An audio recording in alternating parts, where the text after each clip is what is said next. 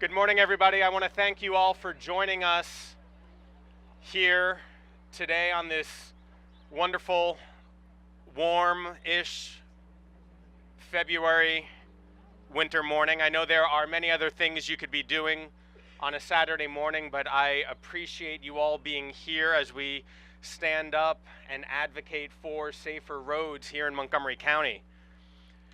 This is an event I've been having for the last 3 years, showcasing the important work that we need to do in order to make our roads safer for pedestrians, for bicyclists, for drivers, for everybody. In 2016, Montgomery County became one of the first jurisdictions in the entire country to adopt a Vision Zero strategy. And that strategy is important because it showcases 41 action items that we need to take here in order to make our streets safer for everybody. Those action items include engineering, better enforcement, education, incident management, and advocacy. And I appreciate everybody taking up the advocacy label this morning. And while our goal here in Montgomery County is to have 0 pedestrian and bicyclist deaths by 2030, every time there is an incident on our roadways, it is a stark reminder that we have more work to do. And just behind me on Veers Mill Road and Randolph Road, you see people crossing the street, going to work, going shopping, catching a bus, and you'll see the pace at which they cross. You'll see that it's not easy for them. And this scene is replicated in community and community across Montgomery County. And this intersection right behind me every single day has 43,000 cars whizzing by, carrying on their daily lives. And so the pedestrians who are just trying to get by have to do so carefully. And last year, in the year 2021, there were 480 pedestrian and bicyclist incidents on our roadways. 10 individuals in our community died while using the streets. In 2022, we've already had 2 people killed and 50 incidents, just 6 weeks into this new year, and 2 more were hit yesterday. Every time somebody is hit, every time somebody is killed, it is a reminder to each and every one of us that we have to do more. This is not just policy. This is life and death. These are our neighbors, our friends, our family members. We have to do better for them and for all of us. This is not just personal. These are our family members and our friends. And right now I'm going to share with you the names of the 10 individuals who we lost on our roads just last year. And after I read the 10 names, I'll ask for a moment of silence. Marc Hernandez, Zoila Hermelinda Cruz de Dominguez, DeCarlo Thomas, Claire Grossman, Lloyd Garner, Roberto Cardenas Martinez, Nu Ni, Elliot Neal Ginsberg, Francis Frias Lara, Sharon Lynette Adams.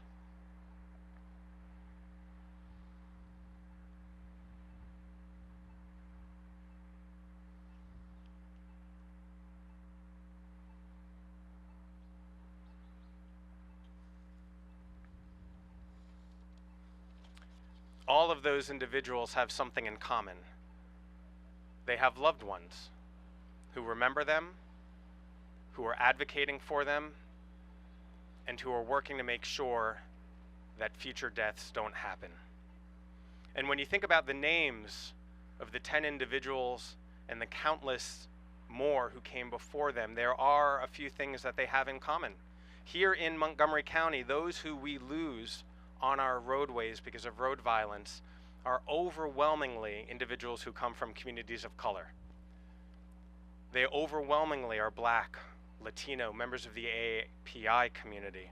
And this corridor where we stand today, the Veers Mill corridor, has nearly 41% of its community members of the Latino community. And so the problem that we are addressing today is not just about road design. It is an example of how our historic and systemic inequities manifest themselves into transportation policies today. And when it comes to reaching our goal of having 0 traffic deaths by 2030, we can only do so by committing our public investment, our capital investment, into making sure that we have equitable policies that help every single resident as they walk, as they bike, as they catch the bus and go to work. And we need to continue pushing government at all levels, county, state, and federal, to make sure those investments happen across the county, but particularly in the communities of need, like the one that we're standing in. This week, on Tuesday, the council is going to be taking up a bill that I introduced. We'll be approving the Shovel Our Sidewalks Act, which will require the county to shovel the sidewalks of nearly 40 miles of sidewalks across Montgomery County. Unmaintained sidewalks where mostly our communities of color live, in our equity access areas. People who do not have the luxury of telecommuting, people who have fewer cars in their households. And so the only options for them is to walk to the bus stop, and to walk to the grocery store. And so this is another step that we are taking to make sure that people can safely get around our community. That is just one tool that we have in our toolbox among the many. And 2 weeks ago, the State Highway Administration just added a new traffic signal just down the block at Norris Drive and Veers Mill Drive. So progress is happening, and I'm pleased about it, but with the nearly 8 miles of Veers Mill corridor, we have to do more. And these deaths, these injuries, they are preventable. And so we have to take action now, and the capital budget that the county executive has transmitted to the council that we are going to be actively taking up is the best way that we can move forward and make the investments in our community. And so with that, I do want to introduce our county executive to share with all of us some of the proposals that he's made and that the council will be taking up in the coming weeks to improve pedestrian and bicycle safety all across Montgomery County. County Executive Marc Elrich. So I want to start by thanking Evan for all his work on this. He's been doggedly pursuing this, and this is important work. I want to thank Representative Jamie Raskin for being here today and for his Vision Zero efforts at the federal level, Jennifer Homendy, who's the chair of the National Transportation Safety Board, and Council President Gabe Albornoz, and council members and state delegates.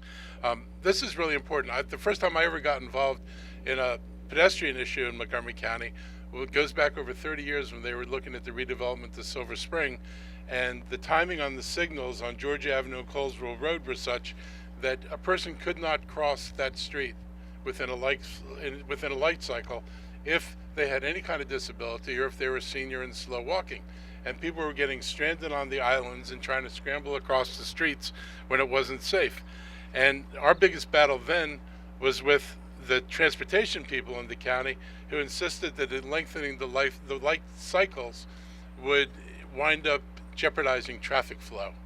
And so that was a fight that eventually we managed to turn the corner on, but it's still there. There's still this thing about moving people as quickly as possible through cars. We need to be able to slow things down. We're 6 weeks into the new year. We've got 2 pedestrian fatalities and a cyclist fatality, and including the hit and run that happened here on January 17th. And we had 7 fatalities last year, and while it was down from 16 in 2020, it's too many. And we need to do a better job. Nobody, wants to lose somebody, and we all feel the pain in our communities. When I was in Colombia a few years ago, Medellin, I noticed how much more aggressive their signage was in terms of trying to send the message that people want to see their loved ones come home at night. It was a much more, I thought, poignant message, and kind of like something we did with the Abuelina and our healthcare messages. We're actually trying to work with them to turn messaging, that same vehicle as a messaging vehicle on pedestrian safety, because it was so effective. For too long, Veers Mill Road has been one of the most dangerous roads in the county, and it's claimed the lives of too many people. And we fast-tracked $15 million for the Veers Mill Road bicycle and pedestrian priority area to add more protected crossings and safe walking paths. And this, along with bus rapid transit investments in this corridor, will vastly improve the safety and mobility of Veers Mill Road. The work on Veers Mill has already started. The State Highway Administration installed new signals at the Turkey Branch Trail crossing and at Norris Drive, and they're lowering the speed limits. And this year, the county's partnered with the state to put up a new pedestrian hybrid beacon at Andrews Street. This budget contains $433 million over 6 years to support the county's Vision Zero initiative, and these are some of the projects. There's a new bike lane on Sandy Spring Bikeway, on the Sandy Spring Bikeway project. On Tuckerman Lane, there's a new sidewalk project to improve safety around Herbert Hoover Middle School and Winston Churchill High School. On US 29, there's a pedestrian and bicycle improvements project to improve access to all the flash stations on Route 29. We can't make it dangerous to get to a bus stop. That just makes the problem worse. So we're trying to make sure our bus stops have access that's safe. In addition, we're adding the central and eastern sectors of the Bike Pedestrian Priority Improvement Subproject for Veers Mill Road and the Wheaton Business Central District. We've increased funds for safe roads to school, and the community requested scope changes on the Dale Drive shared use path and the Fenton Street cycle track projects, and those are being done. And in February, in FY 27 and 28, we have funding for ADA, guardrail, traffic signals, neighborhood traffic calming, minor bikeway projects, intersection spot improvements, street lighting, bus stop improvements, and more access to schools, parks, and trails. We're trying to prioritize high volume access areas to make sure where people are walking that they get priority for services. And one of the things we're doing, which I've got to say, I got this idea out of what I saw in DC. DC started using a bunch of flex posts, and Montgomery County had not been using flex posts. And as I was driving into the district, I realized the flex posts were squaring the corner. And if you square the corner, you can't swing around an intersection. You actually have to pretty much come close to a stop before you make your turn. That's a big safety improvement. I also realized they don't cost very much. These are really inexpensive ways that we could expand the use that would square corners and make places safer without getting engaged in major capital projects. So we're looking at expanding that. We asked the state if we could use these on the state highways within and around our CBDs. They were okay with us using this.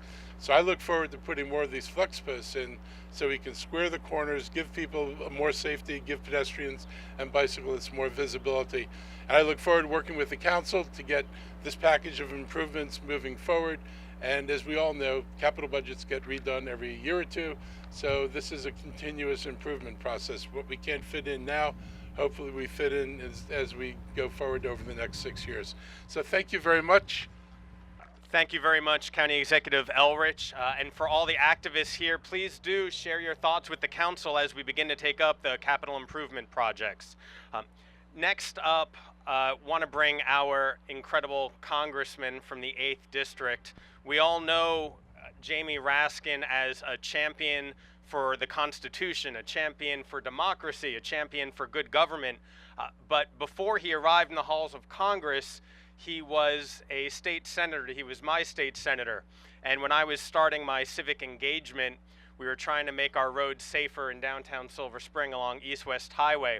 And one of my first interactions with then State Senator Jamie Raskin was to learn that he was a champion for road safety. And he helped us make our East-West Highway and Colesville Road safer for the growing and emerging downtown Silver Spring at that time. And I'm glad he's continued that cause, working with partners all throughout Congress to improve our transportation and to help pass the infrastructure bill, which will definitely be providing funding for Montgomery County and for all of the state of Maryland as well. So Congressman Raskin, thank you so much for being here. Thank you, man.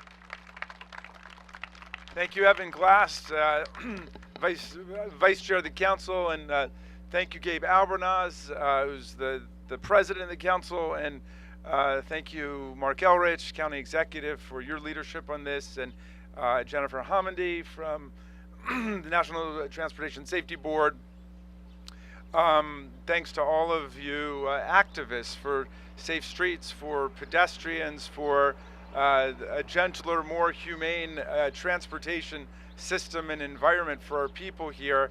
I was thinking about my son Tommy because when he was in high school, and all of the kids turned the right age, 16 and a half, to start studying to get their driver's licenses. You know, Tommy went through driver's ed and was exposed to some of the pictures and the footage of accidents, the results of drunk driving, and so on. And when he got all the way through that, Tommy decided that he didn't want to drive, and he was a good driver. You know, it's a lonely choice in our auto-driven society, and Sarah and I didn't completely understand it, but he never wanted to get his license because he never wanted to take the chance of doing that to somebody. And you know, the urban planners tell us that we're kind of path dependent. We became an automobile society, a suburban automobile, highway-driven society in the post-war period, and we're kind of stuck with that. And I guess that not all of us can be like Tommy in that respect. And he took the bus and he took the metro and he walked. And, well, we can do it eventually, but in the meantime, we got to deal with the reality of the transportation system as it exists, and that means we've got to make serious investments in the biker-hiker trails, in the improvements for pedestrians. I'm proud that we finally got a $1 trillion infrastructure package through the Congress for our roads and our highways, for pedestrians, for the ports and the airports, and that was a long time coming, but we got that done on a bipartisan basis, a barely bipartisan basis, but it was bipartisan, and I salute President Biden for his leadership on that. So let's keep working real hard. Let's try to maintain a little bit of Tommy's consciousness about driving and how dangerous automobiles can be. Those of us who do drive, and certainly those of us who are in a position to try to humanize our traffic patterns and the whole infrastructure of transportation in our society. I'm proud that Montgomery County is such a leader on transportation equity and getting out in front on this whole question of getting us down to 0 traffic fatalities. There's no reason we should be losing any more of our people in this way. So thanks for letting me drop by. I appreciate it.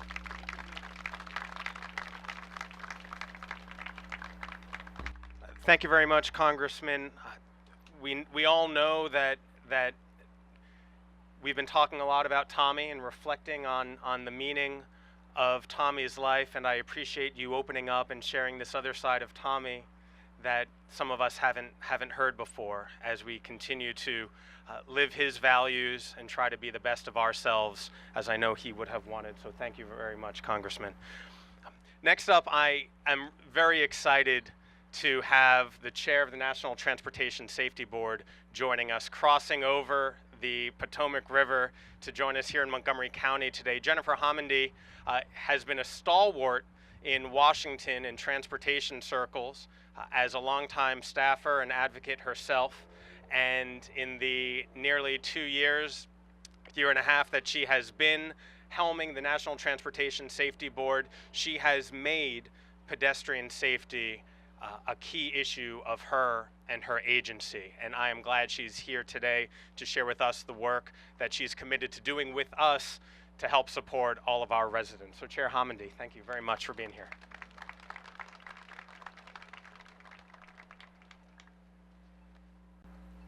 Thank you, and good morning to all of you. Thank you, Councilmember Glass, and thank you, County Executive Elrich, Council President Albornoz, and Congressman Raskin, and numerous delegates and associations and organizations and community leaders that are all here today, families of those who have lost their lives or been tragically injured as a result of crashes. And we just appreciate all your hard work. It's going to take all of us to get to zero. You know, we see these signs here of those who have lost their lives. We see 10 deaths and 480 pedestrians that have been hit while walking or riding bicycles in the county. Those are not just numbers. We look at these numbers, these are lives. You know, I think about how Monday is Valentine's Day, and kids who aren't here to trade Valentines, and family members who are not going to be at tables, at celebrations, on Sunday dinners, birthdays. So these aren't just numbers. These are lives that have been lost, and it's up to us to continue on to push for change, to push for safety improvements. We all know someone whose lives have been lost due to traffic violence. And I do, right here in this county, which actually is why I'm here today, not just as NTSB chair. My friend, Larry Willis, lost his life cycling, doing the thing he loved elsewhere in Montgomery County in 2020. He was hit on November 21st and died 8 days later. He was just 53 years old, and I remember the day because he took up cycling late in life, and I remember the day he called me and said, you know, I'm thinking about buying a bike and taking up cycling. What should I look for? It's hard for me to think that he's gone. He left behind his wife, Amy, his daughter, Samantha. But his life, his tragedy, the crash that occurred, that was preventable. All these deaths, all these serious injuries are preventable. Nationally, we're looking at nearly 40,000 lives lost annually in traffic collisions. Those numbers are climbing, and millions more are injured. They're climbing. 40,000 lives lost in 2020. If you're looking at the 2021 numbers, the National Highway Traffic Safety Administration just put out numbers that the first 9 months of 2021 compared to the first 9 months of 2020, a 12% increase. 12% increase in fatalities. During one quarter, 22% increase. That was the second quarter. And the highest quarterly increase since the National Highway Traffic Safety Administration has been collecting data in their database going back to 1975. More than 8,000 pedestrians and cyclists are losing their lives annually. Black and brown communities particularly are at risk. Traffic collisions kill more BIPOC than whites. That's preventable, and we should be outraged. This is a public health crisis, and I'm pleased that federal, state, and local leaders are gathering together to address this. This is what we need across our country. We need health officials. We need communities. We need religious leaders.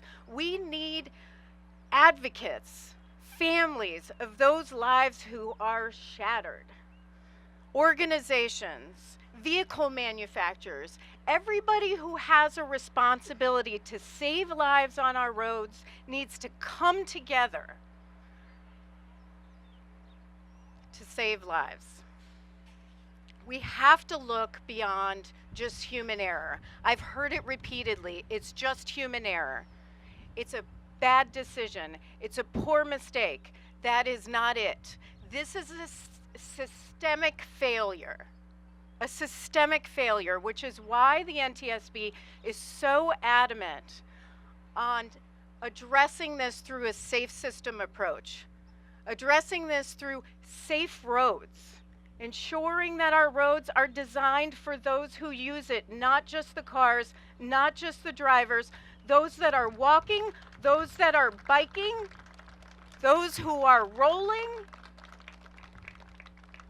Safe speeds. The way we set our speed limits in the United States dates back to the 1940s. It's called the 85th percentile. The way states set their speed limits is looking at what the 85% of people driving are driving at. That just leads to ever increasing speed limits in the United States. We have one road in Texas that is at 85 miles per hour. That's not how we should be setting speed limits in the United States. Safe vehicles. Vehicle manufacturers have a responsibility to ensure the safety of their vehicles. Automatic emergency braking, forward collision warning, lane departure warning, making sure they hit high performance standards with all that technology to ensure that pedestrians aren't hit at night. 3/4 of pedestrians and cyclists are hit at night. Speed limiting technology. And safe road users, yes. Safety cameras are critical to enforcement. I'm not talking about revenue generating cameras. I'm talking about safety cameras, cameras that will save lives, reduce speed, that are focused on saving lives, not generating revenue. And post-crash care. We have to make sure that emergency responders have the resources they need and the training they need to make sure that they can save lives. You know, I mentioned Larry, my friend Larry. He was an absolute champion for transportation safety. He fought for transportation workers on our roads, in our air, on our railways, on our seas. And he was the president of the Transportation Trades Department. We worked together in the 90s. And the labor unions have this saying, mourn the dead and fight like hell for the living. What that means for the transportation, for the labor movement is that you learn from tragedy. You learn from tragedy and you use that tragedy to drive action. Learn from the tragedies and advocate for action. And fight like hell for the changes that we need to save lives. That's what I'm going to do, and that's what the NTSB does, and that's what every organization that's here today is doing, including these leaders. Thank you very much.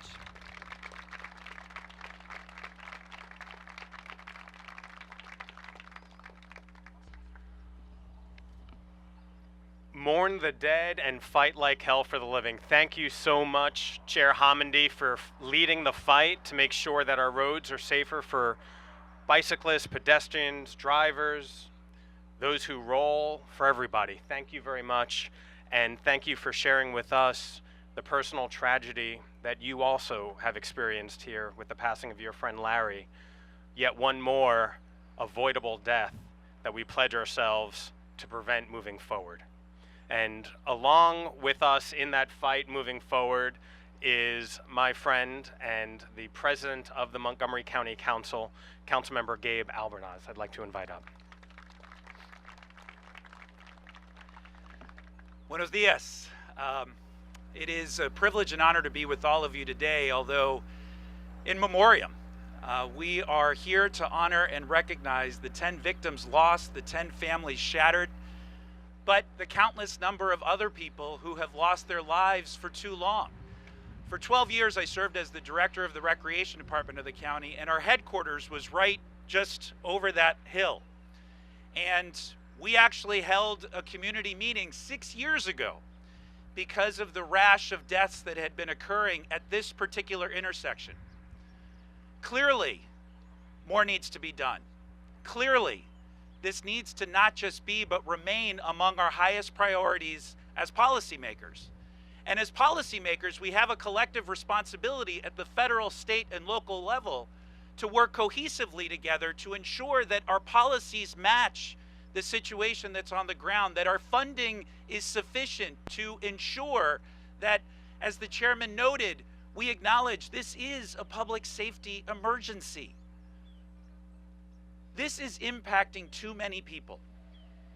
This is destroying too many lives. This is completely unacceptable. So the council this year, once again, will continue to focus and ensure that we have the policies and practices in place to set the framework for us to be able to address the complex needs that we have in our community.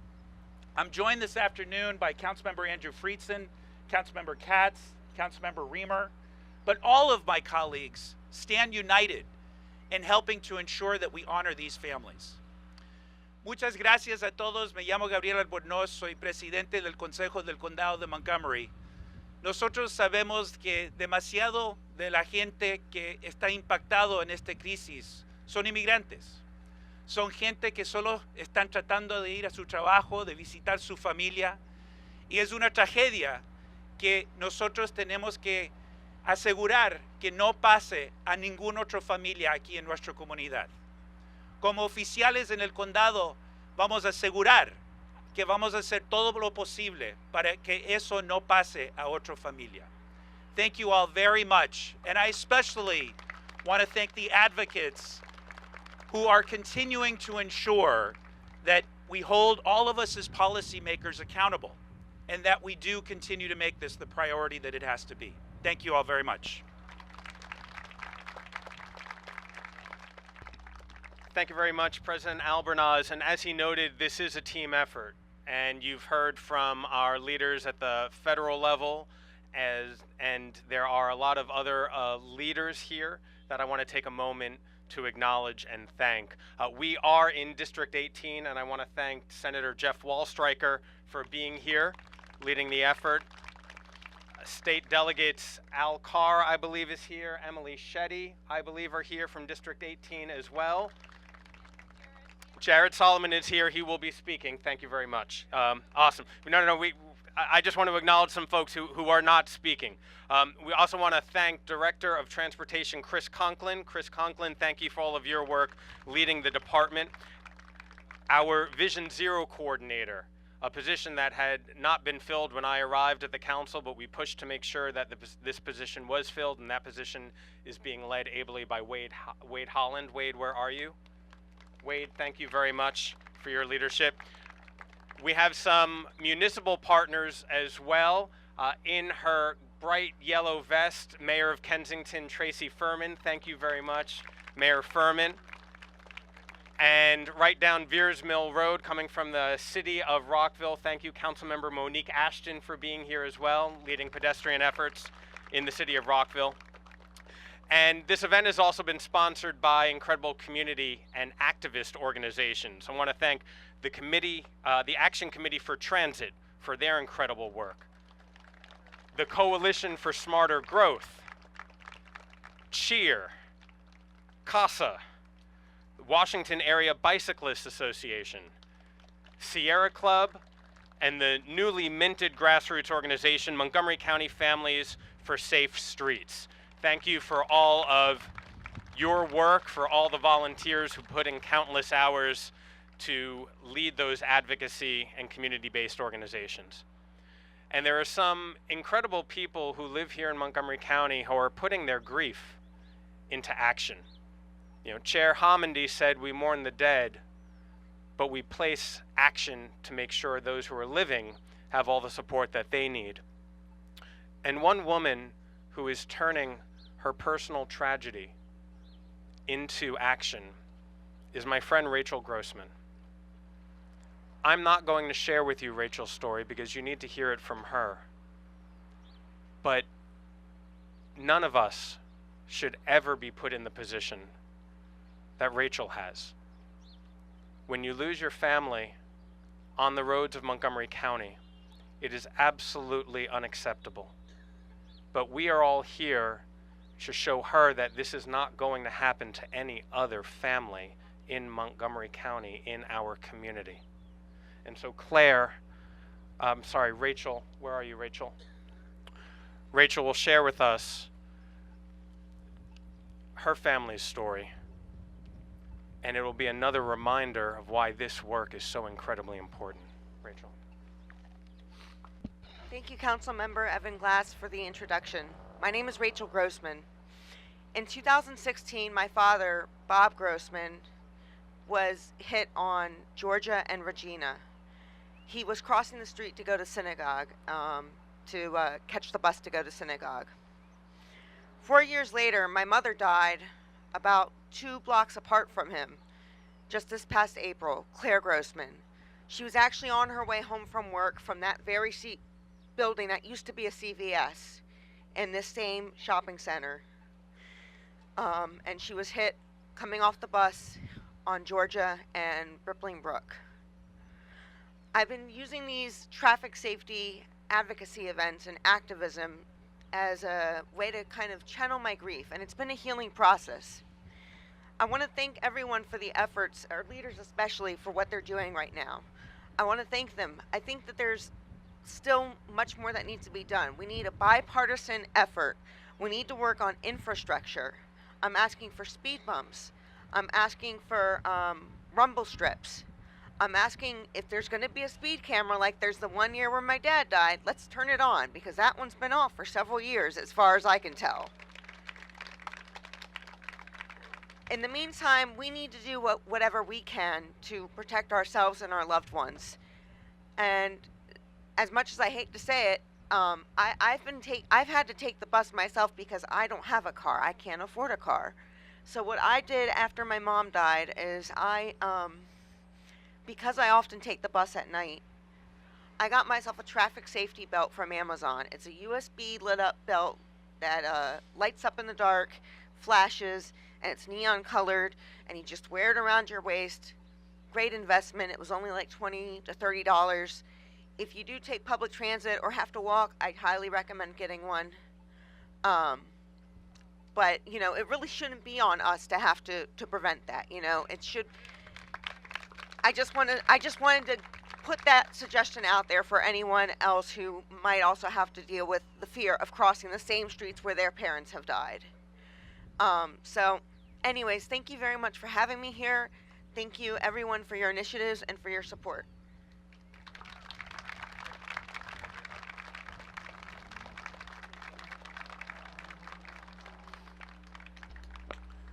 Rachel, thank you so much for speaking your truth and for sharing with us the story of your family so that we can learn from it, we can act on it, and make sure that this never happens again to any other family in our community. So thank you for your continued engagement and activism. Next up, I want to invite an incredible activist here in Montgomery County. Kristy Daphnis holds a lot of different titles, one of which is the chair for the Families for Safe Streets, including chairing also the county's pedestrian and bicycle advisory group, and is a nearby neighbor to this community. She knows it well, she knows what needs to be done, and we're all here to listen to you. Thank you, Kristy. Good morning. Thank you, Evan, for planning and hosting this event, and to Chair Homendy, Congressman Raskin, and all of our elected officials and other community members who've made the time to come and be here this morning for this important issue. My name is Kristy Daphnis, and I'm one of the co-founders of Montgomery County Chapter of Families for Safe Streets. In addition to that, as Evan mentioned, I'm also a neighbor. I've lived in Wheaton, just a mile down Veers Mill Road to the east of here, for the past 16 years.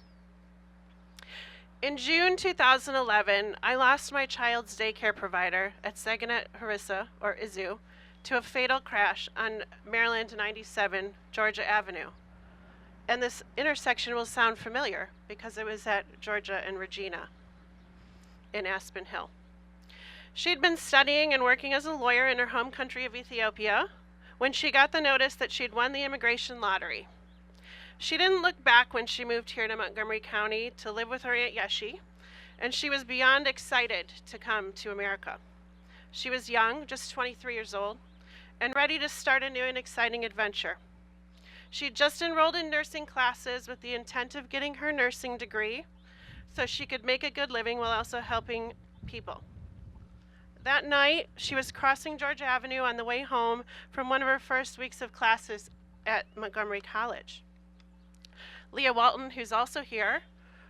She also had a child at the daycare, Coley, who's standing holding the sign here. My daughter, Jackie, here, who was a toddler at the time, is now 13 years old. After she was killed, there, of course, was a crash investigation by the Montgomery County Police Department, but nothing really happened. A few years later, Rachel's father, Bob, was killed at the same intersection, crossing Georgia Avenue. Again, a crash investigation took place, but again, nothing happened. No, wait, I take that back. I advocated for installation of a traffic signal at Georgia and May, Rippling Brook Drive, where Claire's mother was killed. And several years later, it was finally installed. Several years later.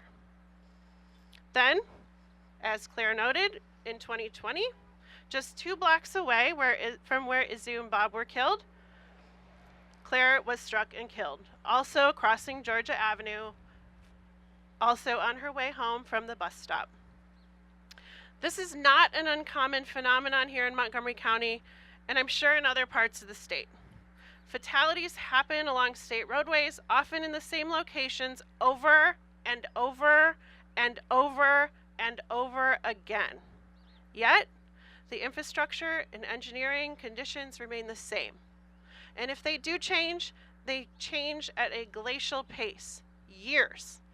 The traffic signal that was mentioned earlier at Norris and Veers Mill, I asked for that 6 years ago when myself and a neighbor noted that children who go to Einstein High School and Newport Mill Middle School cross the street there.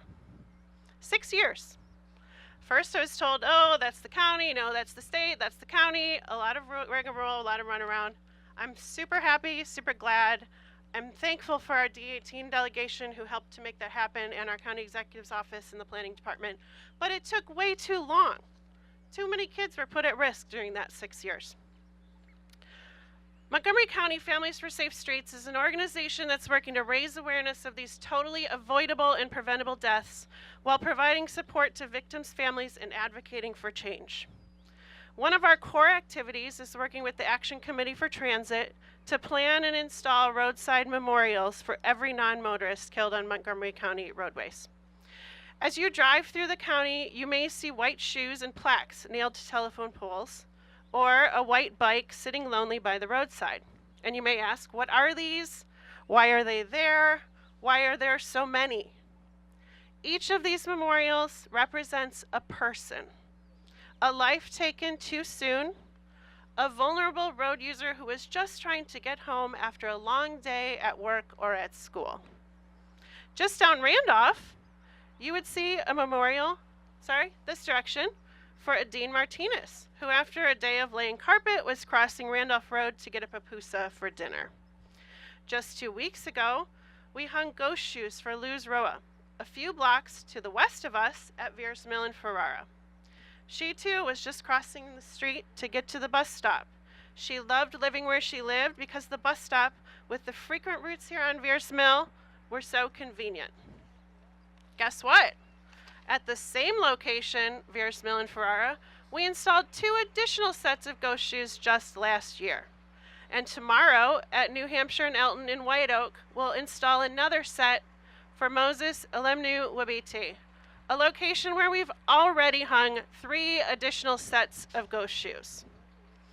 We've planned dozens of these ghost shoes and ghost bike memorials over the past 2.5 years. Sadly, it seems that none of these memorials have mattered much in terms of translating to infrastructure change.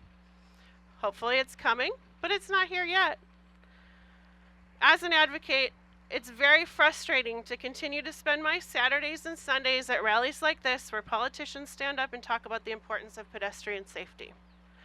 I think that they truly believe it, and I appreciate it, but it doesn't prevent us from the even more frustrating Saturdays and Sundays that we spend as a group consoling grieving family members, schlepping a 7-foot step ladder to a busy urban intersection with a box of nails and a hammer. On some of these telephone poles, we'll soon run out of room. These memorials represent too many lives lost senselessly. These deaths, these losses, they are preventable. And others have already covered this, and I won't get into the details here today, but this is not only a safety issue or a public health issue, it's a significant equity and social justice issue. As noted, traffic deaths disproportionately affect people of color. Our most vulnerable road users are often in a position where they need to take the bus or walk along a sidewalk due to either their socioeconomic circumstances or other disabilities. These people, they often don't have the choice of hopping in a car to get to work or to get to school, either because they can't afford it or because they, have other barriers to doing that. But they shouldn't have to need to hop in a car. They should be able to safely use our pedestrian and bicycle infrastructure and our transit infrastructure. Continuing to brush these deaths off as accidents and not prioritizing funding and implementing meaningful changes on our roadway designs is a statement. It's a statement of policy that this county, this state, this country does not care about these lives lost and cares more about the inconvenience of a 5 or 10 second delay for drivers who use the roads. But there are things we can do. As Chair Homendy mentioned, we must prioritize a safe systems approach. One that puts the users of these roads, particularly our most vulnerable users, at the center of the designs and protects people. We must redesign and implement changes to these corridors just like this one here on Veers Mill.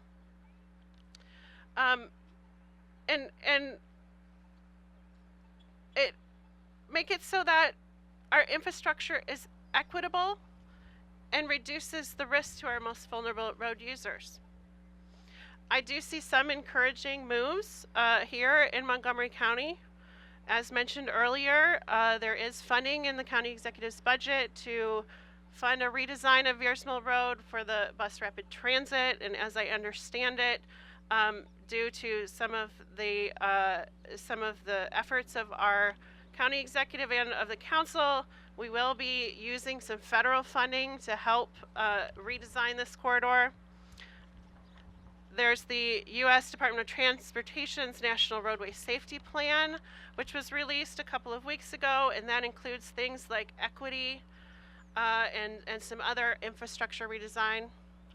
And there are plenty of state safety bills by delegates like Delegate Palakovich, Carr, Solomon, Senator Waldstreicher, and many other elected officials that I won't get into.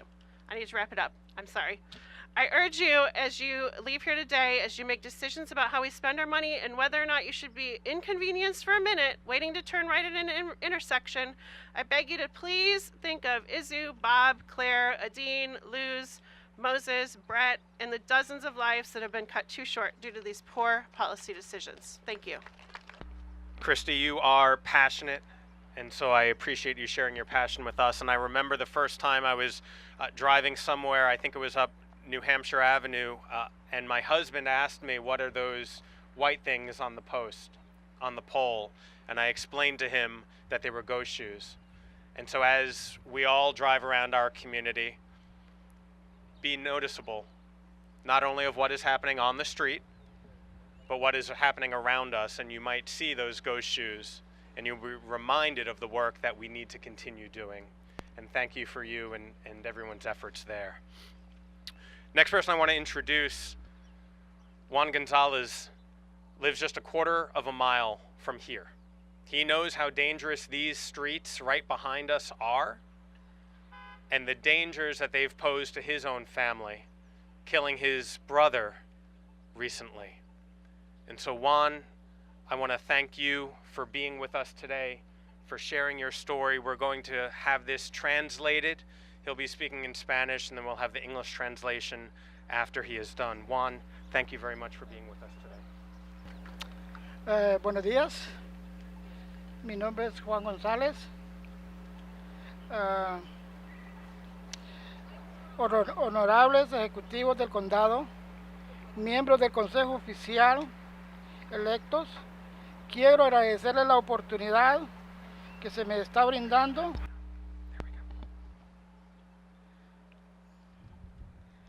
de testificar ante ustedes. Mi nombre es Juan González, soy residente del condado desde 1995.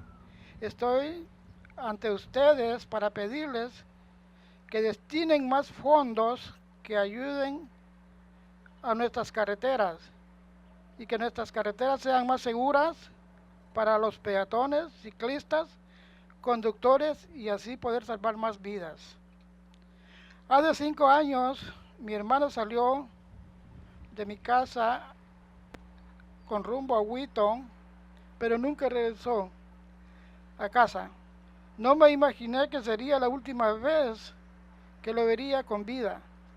Él usaba el transporte público y cuando intentaba regresar a casa fue atropellado en la intersección de la Connecticut Avenue y la Bears Mill Road.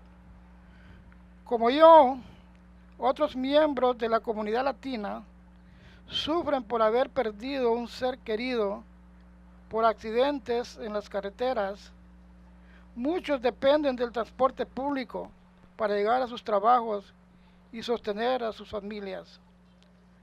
En sus manos está el cambio que necesitamos para evitar que nuestras calles se tiñen de sangre. Gracias por su tiempo. Gracias.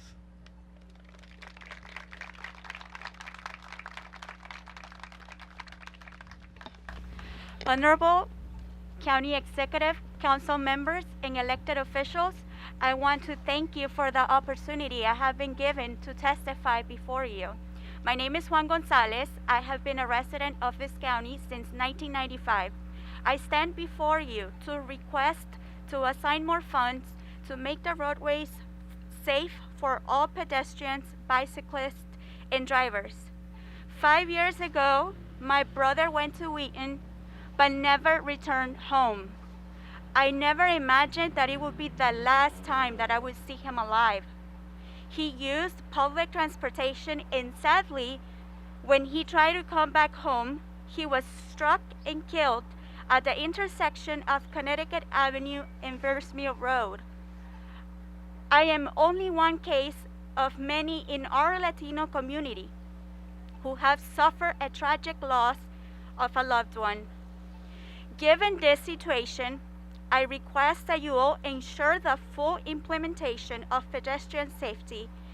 Many of our Latino residents who have lived in this county depend on public transportation to get to their jobs, to support their families.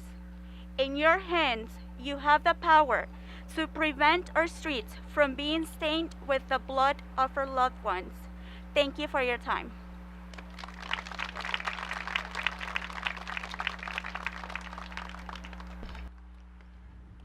Thank you, Juan, for your leadership and for your advocacy on behalf of your entire community and the 41% of residents here along the Veersmill corridor who are Latino. Next up, I want to bring up some of my colleagues, the partners here in county government, at the council government, who are working alongside me and all of you to make sure that our roads are safer for everybody.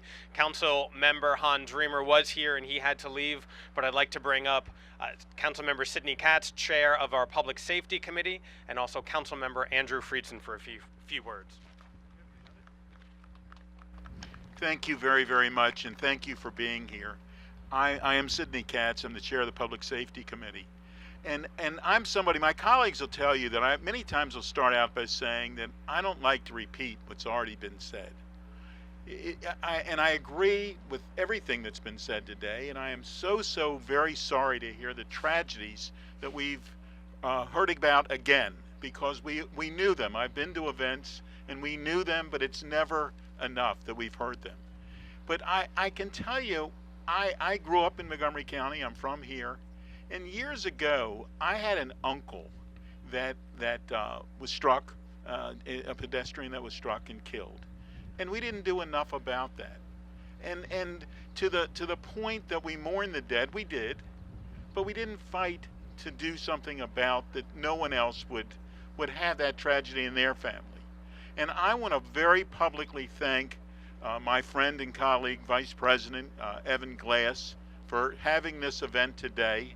I want to thank everyone that's here for reminding all of us that we need to do more, and we are trying our best to do more, but more is not enough. And we need to continue to make certain that every time that we think about a road or transportation or whatever the topic is, that we keep in mind that we do not want any more pedestrian deaths. And I'm also someone that has said that the Vision Zero, and Wade is a terrific guy. I've never liked the term Vision Zero. I believe that we should have a vision that shows that we are actually looking for what we're doing rather than saying it's a Vision Zero. I understand the topic, and I understand the reason that they came up with that name. But I believe what we need to do is to continue to have events, and we need to continue to make certain that everyone that has lost their life is not forgotten. But I believe what we need to do is get to the point where we don't have these events, so that the only thing we're discussing is the memory of those who have passed. Thank you all very, very much for being here. I appreciate the fact that we are here, but I regret the fact for why we're here. And we're standing today in a policy failure. And it is reflective of policy failures throughout the county. Hundreds and hundreds of intersections and roads that are dangerous by the way that they were designed. Engineering decisions that were made, policies that were decided upon that make sure that our roads aren't safe enough for the people who are actually using them. We heard from Rachel and her powerful story, her tragic story about her family, both parents. And I wish it were unique when we talk about these issues. Two of the tragedies that happened on our roadways this year happened at intersections, at places exactly where tragedies had already occurred, where this was the sequel to the tragedy, the repeat to the tragedy that we had already gone through. And if we get to a place where we not only aren't responding before a tragedy occurs, but we aren't even responding when a tragedy occurs to the proven engineering standards that we know will keep people safe. And we heard earlier from Kristy and all the work that they're doing with the haunting Go Spike and Go Shoe memorials and vigils throughout the county. If those Go Spikes and Go Shoes aren't haunting us into action, I don't know what will. So I'm so glad that we are here and we are talking about these issues, but I share in the frustration and the anger that we're not nearly moving fast enough, that we have 100 years of dangerous by design roads that aren't going to be fixed intersection by intersection. It would take us 100 years. And in those 100 years, how many of the families who we've heard from today will we be subjecting to these tragedies? We've made decisions on our roads, and we have to change those decisions. We have to realize that our roadways are public infrastructure, and public infrastructure for the actual people who use them. And that means keeping them safe. We have to get out of the idea that we still have engineering standards, manuals that tell us that you wait for a tragedy before you make a change. That's insane. Think about that. Think about the idea of setting up a policy where you wait till the worst possible thing happens before you do something to prevent the worst possible thing from happening. When you say it out loud, it sounds as crazy as it is, because it's absolute insanity. But those are the decisions that we have made, and that is the mindset that we have been in, and we have to get out of that mindset. We have to make the decision that our roadways are for people. We have to keep them safe. The safe systems approach means that we have to design them to keep people safe, and we can't rely on people to make those decisions. It's the policymakers and the engineering standards that have to put people in positions to keep themselves safe and to be safe. And that's what our obligation is. That's why we're here today. That's why I'm so pleased that Council Vice President Glass has brought us together. And we have to get out of this situation where we have these vigils and these ghost bikes and these Go Shoes, and that we have to console people, because every single one of these tragedies are preventable, and it's up to us to prevent them. Thank you very much. Thank you to my colleagues. You have heard all of our support in Rockville for these efforts, and you need to hold us accountable and make sure that we deliver. That's what we're asking of you, to make sure that our roads are safe for everybody. And while we do that work in Rockville, we have incredible partners who are doing that work in Annapolis as well. And while I already called out and appreciated the colleagues who are here, there are two who I would like to just speak briefly about legislation they have introduced in Annapolis. I want to introduce Delegate Jared Solomon, District 18 delegate, to talk about the Vision Zero Implementation Act of 2022, and after him, Delegate Julie Palakovich Carr from District 17, just up Veers Mill Road, to talk about she actually has the Vision Zero Implementation Act of 2022, and Jared Solomon has the Safe Walk to School Act. I'd like to invite them both up. Thank you, Evan. Thank you, everybody, for being here. Welcome to District 18. I wish we didn't have to be here to hold this event. And before I discuss the legislation, I do just want to offer my condolences to the families of Ms. Roa and Ms. Nye, who were, again, tragically killed just half a mile down the road at Ferrara and Veers Mill. And I appreciate Director Homendy mentioning Larry, who actually also was a District 18 resident. We've let you down. It's a failure of policy at really every level of government, one that, as you can see, we're all trying to fix, but it's not fast enough.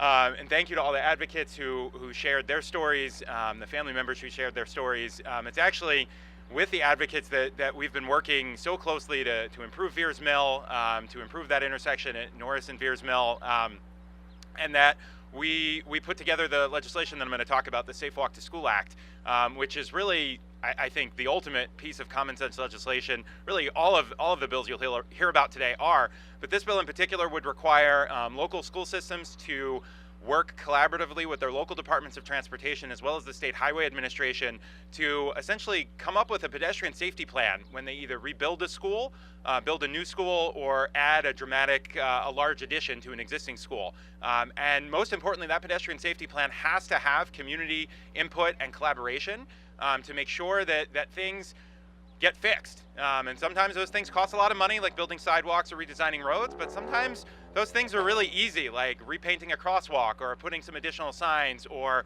updating a hiker-biker trail. And so I'm really excited to share that bill is actually on the vote list in the House Appropriations Committee for next week. We're going to get it out of our chamber. We're going to get it through the Senate, and we're going to see safer walk-to-school routes across the state after this bill is implemented. So thank you to my friend Councilmember Glass for bringing us all together today, and thank you all for being here.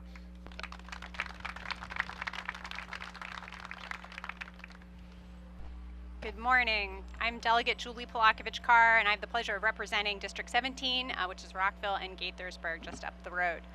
So 3 years ago, Maryland adopted the goal of Vision Zero, and I'm very grateful to my colleagues who are here today and others for supporting that legislation. But I didn't put that forward merely as a slogan or to rename a program in the state. It really was about trying to bring about cultural change in our state highway administration to acknowledge that every roadway death is preventable, and to plan better and to act better to ensure that even when people make mistakes on roads, that it's not costing them their lives. As we've covered here today, Vision Zero really bases on that common sense approach. But unfortunately, state roadways like the one behind me continue to be the most dangerous roads in Maryland, and disproportionately, it is the places where pedestrians and bicyclists are losing their lives. This session, Senator Jeff Waldstreicher and I are sponsoring the Vision Zero Implementation Act of 2022 to ensure that each time a vulnerable roadway user is killed on a state roadway, that the State Highway Administration actually investigates what went wrong and comes forward with very concrete and specific safety recommendations for how to make that stretch of roadway safer. Again, this seems like a very basic thing, but unfortunately it is not always happening. We should be learning and figuring out how to make our roads safer whenever someone does lose their life. I'm very hopeful that the legislature is going to act this session and that we can continue to push in the direction of making our roads safer, but we need your advocacy. We need people to continue to show up like today and to speak out to make sure we get there. Thank you. So you've heard us all morning at the individuals from the federal level, the state level, the county level, and our municipal partners who are here as well, talking about how important this is. And so for all the activists out there, I'm going to ask you, are you going to hold us accountable to make sure that we put our words into action? Yeah, we're going to need you to force us to put our words into action, not only in this CIP budget that the council is about to undertake, but in all subsequent land use and transportation policies, because we are no longer in the Montgomery County of the 1950s, and those failed transportation policies are not going to work in the year 2022 and beyond. And we are now done with the speaking portion. And what we're going to do is take a first-hand look and experience for ourselves how bad this intersection is. And so I hope you all join me in what is supposed to be a simple walk around the Veers Mill Randolph Road intersection to see for yourself how dangerous it is every single day, so that we fix this and other dangerous intersections across Montgomery County. So thank you all for being with us this morning. Thank you for your engagement, and thank you for looking out for the safety and well-being of our bicyclists, pedestrians, and all road users. Thank you all for being here.